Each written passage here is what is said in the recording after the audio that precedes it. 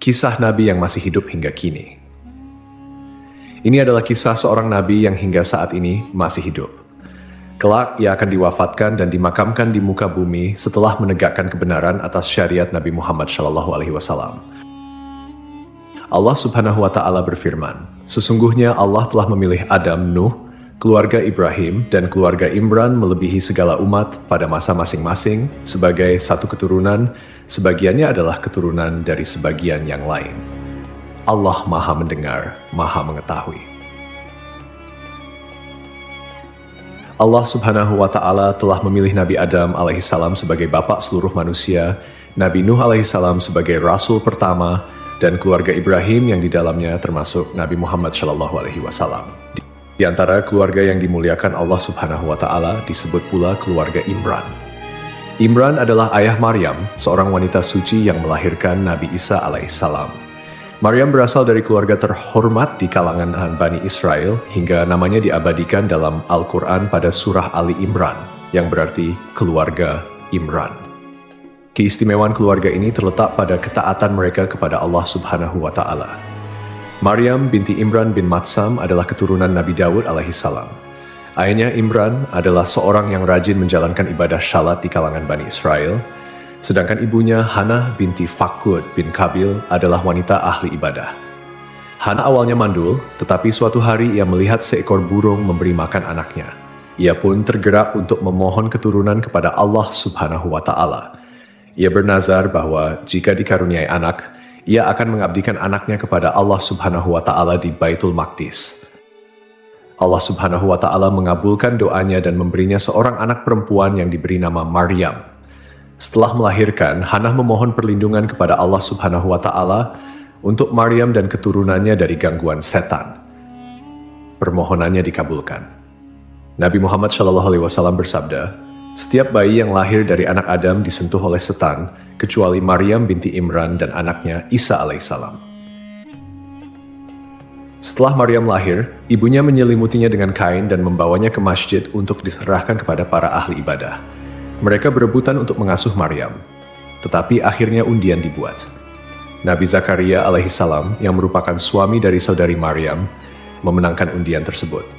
Ia pun mengasuh Maryam dengan penuh kasih sayang. Zakaria alaihissalam menempatkan Maryam di sebuah tempat khusus di masjid. Di sana, Maryam beribadah siang dan malam hingga ia dikenal sebagai wanita ahli ibadah di kalangan Bani Israel. Allah Subhanahu wa Ta'ala memberinya karunia berupa rezeki yang tidak biasa. Setiap kali Nabi Zakaria alaihissalam mengunjungi tempat ibadah Maryam, ia mendapati buah-buahan yang tidak sesuai musimnya. Ketika ditanya dari mana asalnya, Maryam menjawab, "Itu dari Allah. Sesungguhnya Allah memberi rezeki kepada siapa yang Dia kehendaki tanpa perhitungan." Allah Subhanahu wa Ta'ala memilih Maryam sebagai wanita terbaik di zamannya. Para malaikat menyampaikan kabar gembira bahwa Allah Subhanahu wa Ta'ala akan menciptakan seorang anak darinya tanpa ayah, yakni Nabi Isa alaihissalam sebagai tanda kekuasaannya. Allah memilih Maryam untuk menciptakan seorang anak darinya tanpa ayah. Para malaikat menyampaikan kabar gembira kepadanya bahwa anaknya kelak akan menjadi seorang nabi mulia. Dan dia berbicara dengan manusia sewaktu dalam buayan, yaitu saat masih kecil, menyeru orang-orang untuk beribadah kepada Allah semata yang tiada memiliki sekutu. Sebagai wujud rasa syukur atas nikmat yang diberikan, disebutkan bahwa Maryam terus syalat hingga kakinya pecah-pecah. Semoga Allah meridhainya, merahmatinya, serta merahmati ibu dan ayahnya. Di masjid tersebut, tidak ada seorang pun yang diizinkan masuk selain Nabi Zakaria. Maryam hanya keluar dari masjid saat haid atau karena keperluan mendesak seperti minum, makan, dan lainnya. Suatu hari, saat ia keluar masjid untuk suatu keperluan, ketika dia mengasingkan diri, yaitu menyendiri di sebelah timur Masjidil Aqsa, tanpa diduga Allah mengutus Ruhul Amin Jibril kepadanya. Maka dia menampakkan diri di hadapannya dalam bentuk manusia yang sempurna. Saat melihatnya, Maryam kata, "Sungguh, aku berlindung kepada Rabb yang Maha Pengasih terhadapmu jika engkau orang yang bertakwa." Maryam tahu bahwa orang yang bertakwa bisa menjaga diri.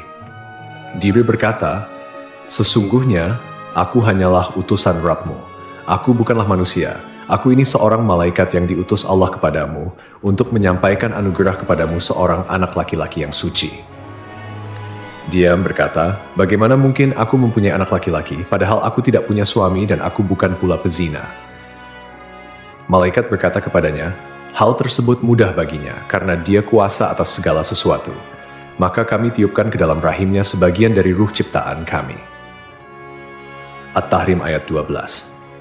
Ketika Maryam mengandung, dia mengasingkan diri dengan kandungannya itu ke tempat yang jauh, karena saat hamil, Maryam sangat sedih. Dia tahu banyak orang yang akan membicarakannya.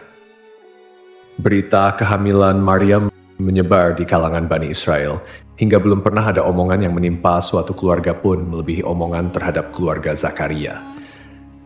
Ketika akan melahirkan, Maryam bersandar di pangkal pohon kurma lalu berkata, aduhai, alangkah baiknya aku mati sebelum ini, dan aku menjadi sesuatu yang tidak berarti, lagi dilupakan. Jibril menyeru Maryam, janganlah engkau bersedih hati.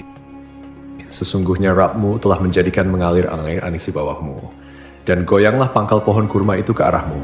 Niscaya pohon itu akan menggugurkan buah kurma yang masak kepadamu. Maka makan, minum, dan bersenang hatilah engkau. Jika engkau melihat seorang manusia, maka katakanlah, sesungguhnya aku telah bernazar untuk menahan diri, tidak bicara bagi Rabb yang Maha Pemurah. Maka aku tidak akan berbicara dengan seorang manusia pun pada hari ini. Kemudian Maryam membawa bayi itu kepada kaumnya dengan menggendongnya. Saat kaumnya melihat Maryam menggendong bayi, mereka berkata, wahai Maryam, sungguh engkau telah membawa sesuatu yang sangat mungkar. Ayahmu bukan seorang yang buruk perangai, dan ibumu bukan seorang perempuan pezina. Mereka menuduh Maryam berbuat nista dengan Nabi Zakaria. Lalu mereka bermaksud melenyapkannya. Kala situasi kian genting, tak lagi ada kesempatan, tidak mampu mengucapkan dengan kata-kata, dan tawakal kepada Zat pemilik keagungan kian besar. Saat itu tidak ada lagi yang tersisa selain ikhlas dan berserah diri. Maka Maryam menunjuk kepada anaknya dan berkata, berbicaralah dengannya karena dia yang akan memberi kalian jawaban. Mereka pun menjawab, bagaimana mungkin kami diminta untuk berbicara dengan anak kecil yang sama sekali belum memahami tutur kata. Selain itu, anak ini masih menyusu dalam buayan dan tidak bisa membedakan mana susu dan mana keju. Sikapmu ini hanya omong kosong yang tak berdasar, mengolok-olok dan menghina kami, karena kau tidak memberikan jawaban yang jelas, mengalihkan perhatian kepada anak kecil yang masih berada dalam buayan. Saat itu, Isa bayi berkata, sesungguhnya aku hamba Allah. Dia memberiku kitab, Injil, dan menjadikanku seorang nabi. Dia menjadikan aku seorang yang diberkahi di mana saja aku berada. Dan dia memerintahkan kepadaku untuk melaksanakan syalat dan menunaikan zakat selama aku hidup, serta berbakti kepada ibuku. Dia tidak menjadikanku seorang yang sombong lagi celaka.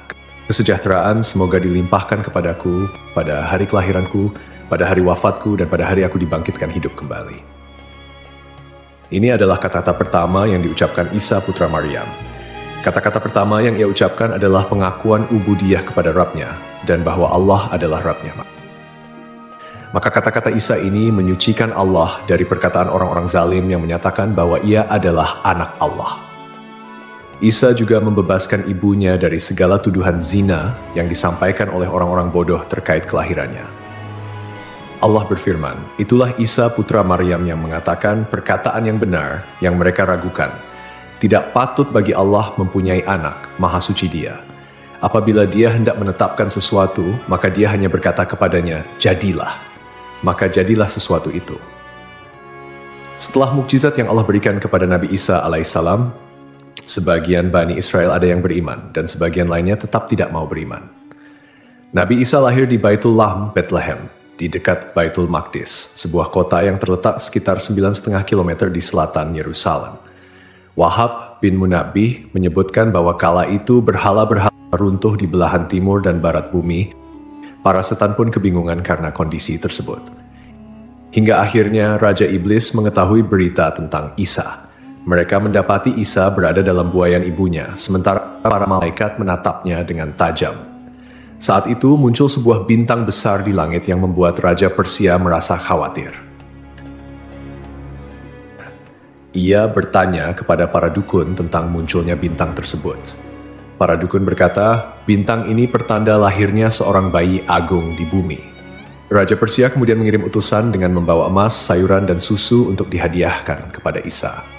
Saat tiba di Syam, mereka ditanya oleh raja setempat tentang maksud kedatangan mereka. Mereka mengutarakan kejadian sebenarnya. Raja Syam kemudian menanyakan hal itu dan ternyata Isa putra Maryam telah dilahirkan di Baitul Maqdis.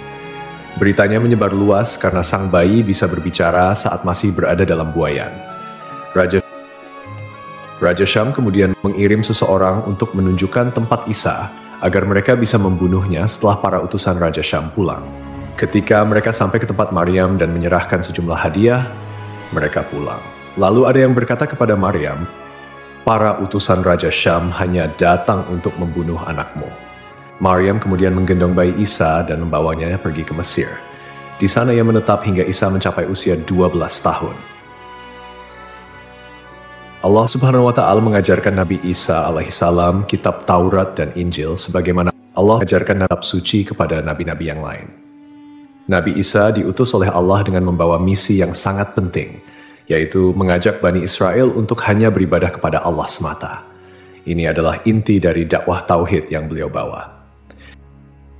Allah juga menunjukkan kepada Bani Israel berbagai mukjizat dan bukti nyata bahwa ajaran tauhid yang dibawa oleh Nabi Isa alaihissalam adalah ajaran yang benar.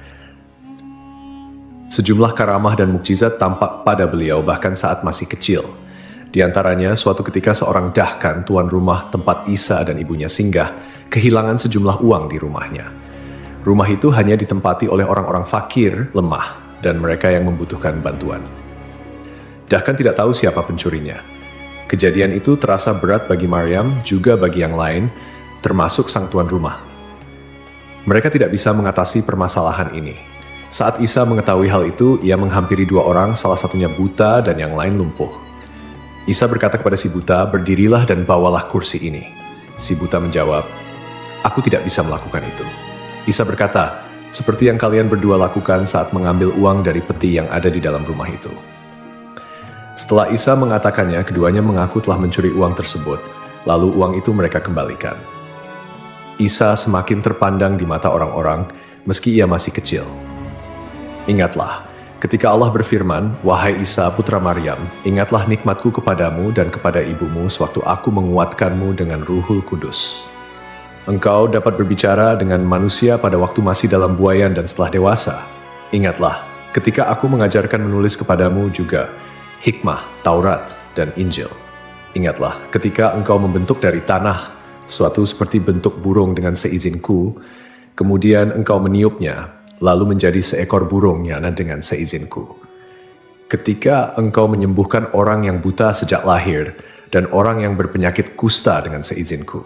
Ketika engkau mengeluarkan orang mati dari kubur menjadi hidup dengan seizinku. Ingatlah, ketika aku menghalangi Bani Israel dari keinginan mereka membunuhmu, pada waktu engkau mengemukakan kepada mereka keterangan-keterangan yang nyata, lalu orang-orang kafir di antara mereka berkata, ini tidak lain hanyalah sihir yang nyata. Pada zaman Nabi Isa, manusia sangat tertarik dengan ilmu pengobatan. Maka Allah memberikan mukjizat kepada Nabi Isa terkait hal itu. Beliau bisa menyembuhkan orang yang buta sejak lahir dengan izin Allah, menyembuhkan orang yang berpenyakit kusta, bahkan menghidupkan orang yang telah mati. Nabi Isa juga bisa membuat burung dari tanah liat dan menghidupkannya atas izin Allah. Semua mukjizat itu ditujukan agar Bani Israel menyembah dan hanya beribadah kepada Allah Subhanahu wa Ta'ala semata. Allah juga memberi ilham kepada para pengikut setia Nabi Isa alaihissalam yang dikenal sebagai Al-Hawariyun. Mereka berkata, kami beriman kepada Allah dan Rasul-Nya, dan kami bersaksi bahwa kami adalah orang-orang yang patuh kepada ajaran-Mu. Namun suatu hari para pengikut itu meminta sesuatu yang luar biasa. Mereka berkata, wahai Isa putra Maryam, bersediakah Tuhanmu menurunkan hidangan dari langit kepada kami? Nabi Isa mengingatkan agar mereka bertakwa kepada Allah dan tidak meminta sesuatu yang berlebihan. Namun, mereka menjelaskan bahwa mereka ingin memakan hidangan itu agar hati mereka tenang dan yakin bahwa apa yang Nabi Isa sampaikan adalah benar. Maka Nabi Isa AS pun berdoa dengan penuh harap Ya Allah, turunkanlah kepada kami hidangan dari langit, dan jadikanlah hari turunnya sebagai hari raya bagi kami, bagi generasi sebelum kami dan setelah kami, serta sebagai tanda kebesaran-Mu. Berilah kami rezeki ya Allah, karena Engkaulah sebaik-baiknya pemberi rezeki. Allah pun mengabulkan doa itu dengan berfirman, sungguh aku akan menurunkan hidangan itu kepadamu. Tetapi barang siapa kafir di antaramu setelah turunnya hidangan itu, maka sungguh aku akan mengazabnya dengan azab yang tidak pernah aku timpakan kepada seorang pun di antara umat manusia. Kebencian Bani Israel kepada Nabi Isa sangat besar karena mereka tidak mau mengakui bahwa beliau adalah utusan Allah Subhanahu wa Ta'ala yang dijanjikan untuk Bani Israel. Mereka bahkan merencanakan untuk melenyapkannya. Mereka menghasut kerajaan Romawi dan merencanakan penangkapan Nabi Isa alaihissalam. Ketika mereka sedang merencanakan kejahatan, Allah juga merencanakan untuk melindungi dan menyelamatkan Nabi Isa alaihissalam. Allah Azza wa Jalla mewahyukan kepada Isa putra Maryam, wahai Isa, kuatkanlah dirimu dalam menyampaikan urusanku agama, dan janganlah lemah. Dengar dan taatlah, wahai putra wanita suci lagi perawan. Engkau lahir tanpa ayah. Aku menciptakanmu sebagai tanda kebesaran bagi seluruh alam. Hanya kepadakulah engkau harus beribadah dan berserah diri. Ambillah kitab ini dengan sungguh-sungguh, jelaskanlah kepada orang-orang yang berbahasa Suryani, dan sampaikan kepada mereka bahwa akulah yang maha benar, maha hidup, maha mengurus segala sesuatu, dan aku tidak akan lenyap. Percayalah kepada seorang nabi buta huruf dari Arab, pemilik unta, surban, baju perang, 2 pasang sandal, tongkat, matanya lebar dan indah, dahinya kuat, kedua pipinya bercahaya, rambutnya ikal, jenggotnya tebal, kedua alisnya menyatu, hidungnya mancung, giginya renggang, lehernya terlihat jelas laksana teko perak, seakan-akan emas mengucur di tenggorokannya. Ia memiliki bulu-bulu dari dada hingga pusar laksana pedang, dan di perut serta dadanya tidak ada bulu selain itu. Telapak tangan dan kakinya tebal. Saat menoleh, ia menoleh dengan seluruh tubuhnya. Saat berjalan, ia seperti merekah dari batu dan meluncur di jalan menurun. Keringat di wajahnya seperti mutiara, dan aroma kasturi menyeruak dari tubuhnya. Belum pernah terlihat seorang pun sepertinya, baik sebelum maupun sesudahnya. Postur tubuhnya tinggi dan sempurna, aromanya harum. Ia banyak menikahi wanita, tetapi keturunannya sedikit. Keturunannya hanya berada di sebuah rumah surga yang terbuat dari mutiara cekung, tanpa keletihan ataupun suara gaduh di dalamnya. Wahai Isa, rawatlah dia di akhir zaman sebagaimana Zakaria merawat ibumu. Ia memiliki 2 cucu yang syahid. Di sisiku, ia memiliki kedudukan yang tidak dimiliki seorang manusia pun. Perkataannya adalah Al-Quran, agamanya adalah Islam, dan kesejahteraan datang menghampirinya. Tuba bagi siapapun yang menjumpai masanya, menghadiri hari-harinya, dan mendengarkan kata-katanya. Isa bertanya, Ya Rab, apa itu tuba? Allah menjawab, sebuah pohon yang kutanam dengan tanganku. Pohon itu untuk seluruh surga, akarnya dari ridwan, airnya dari tasnim, dinginnya seperti kafur, rasanya seperti jahe, dan aromanya seperti kasturi. Siapa yang meminumnya, ia tidak akan dahaga selamanya. Isa berkata, Ya Rab, berilah aku minum sebagian darinya. Allah berfirman, haram bagi para nabi meminumnya sebelum nabi itu meminum. Haram pula bagi seluruh umat meminumnya sebelum umat nabi itu meminum. Wahai Isa, aku akan mengangkatmu kepadaku. Isa berkata, Ya Rab, mengapa engkau mengangkatku? Allah menjawab, aku mengangkatmu, kemudian aku akan menurunkanmu di akhir zaman, agar engkau melihat keajaiban-keajaiban umat Nabi tersebut dan membantu mereka memerangi Dajjal yang terkutuk. Aku akan menurunkanmu pada waktu syalat, tetapi engkau bukan bertindak sebagai imam, karena mereka adalah umat yang dirahmati dan tidak ada nabi setelah nabi mereka. Nabi Isa berkata, Ya Rab, beritahukan kepadaku tentang umat yang dirahmati itu. Allah berfirman, mereka adalah umat Ahmad. Mereka adalah ulama dan orang-orang bijak seperti para nabi. Mereka menerima pemberianku dengan rela hati meskipun sedikit, dan aku menerima amalan mereka meskipun sedikit. Aku memasukkan mereka ke surga karena kalimat la ilaha illallah. Wahai Isa, mereka adalah penghuni surga terbanyak karena belum pernah ada lisan suatu kaum yang merendah dengan kalimat la ilaha illallah seperti mereka. Dan belum pernah ada leher-leher suatu kaum yang tunduk dengan bersujud seperti mereka. Ketika Allah mengutus Isa putra Maryam sebagai nabi dan membawakan bukti-bukti nyata kepada mereka, orang-orang munafik dan kafir dari kalangan Bani Israel heran padanya dan menghinanya. Mereka berkata, "Apa yang dimakan si Fulan semalam, dan apa makanan yang ia simpan?" Orang-orang mukmin semakin bertambah imannya, sementara orang-orang kafir dan munafik semakin ragu dan bertambah kekafirannya. Meski demikian, Nabi Isa alaihissalam tidak memiliki tempat tinggal.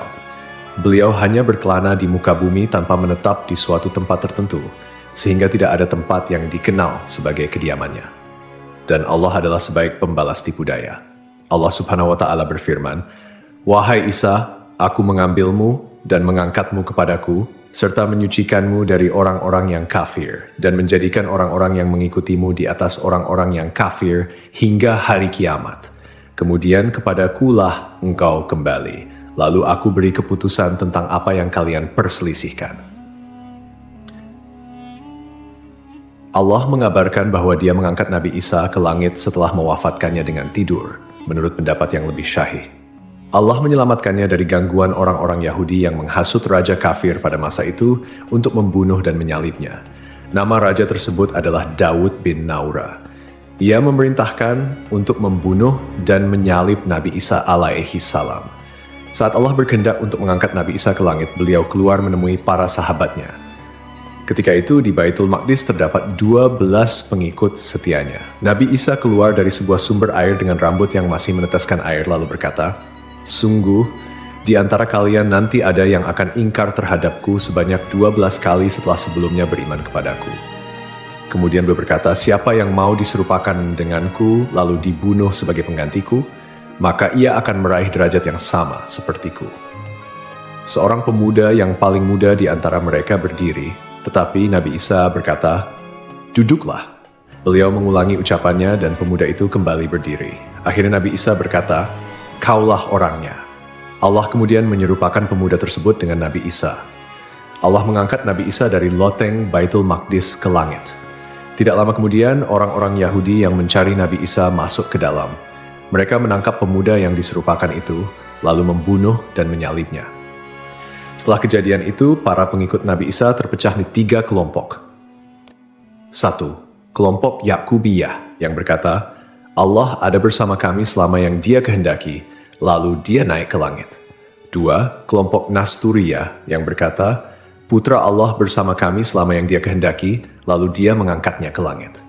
3. Kelompok Islam yang berkata, "Hamba Allah dan Rasul-Nya bersama kami selama yang Dia kehendaki, lalu Allah mengangkatnya kepadanya."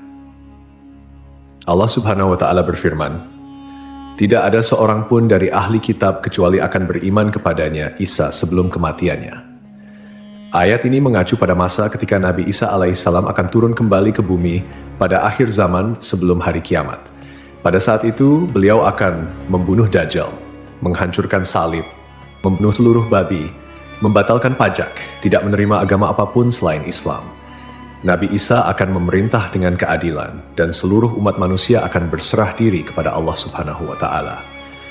Ahlus Sunnah mengimani bahwa turunnya Nabi Isa alaihissalam merupakan salah satu tanda besar dari dekatnya hari kiamat. Sifat-sifat beliau yang disebutkan dalam berbagai riwayat adalah sebagai berikut. Seorang laki-laki dengan perawakan tidak terlalu tinggi dan tidak terlalu pendek, kulitnya kemerah-merahan, rambutnya keriting, terurai hingga kedua pundaknya, dan tampak selalu basah seperti baru keluar dari kamar mandi. Dadanya bidang. Setelah keluarnya Dajjal dan terjadinya kerusakan besar di muka bumi, Allah akan mengutus Nabi Isa alaihissalam untuk turun ke bumi. Beliau akan memimpin dengan keadilan, menghapuskan segala bentuk kezaliman, dan membinasakan Dajjal. Nabi Isa akan tinggal di bumi selama 40 tahun sebelum akhirnya wafat. Beliau akan dimakamkan di bumi sesuai dengan kehendak Allah Subhanahu wa Ta'ala. Setelah Nabi Isa alaihissalam wafat, kaum muslimin akan mensalatkan jenazah beliau sebagaimana mereka mensalatkan seorang hamba Allah yang syalih. Wallahu alam. Sungguh sangatlah mudah bagi Allah Subhanahu wa Ta'ala untuk menciptakan Nabi Adam alaihissalam tanpa ayah dan ibu, apalagi menciptakan Nabi Isa alaihissalam yang hanya tanpa ayah. Ketika Allah menghendaki sesuatu, Dia hanya berkata, "Kun, jadilah." maka terjadilah apapun yang Dia kehendaki. Oleh karena itu, tetaplah berharap dan bersandar hanya kepada Allah Subhanahu wa Ta'ala semata. Semoga kita dapat mengambil hikmah dari kisah ini dan semakin meningkatkan keimanan kita kepadanya. Wassalamualaikum warahmatullahi wabarakatuh.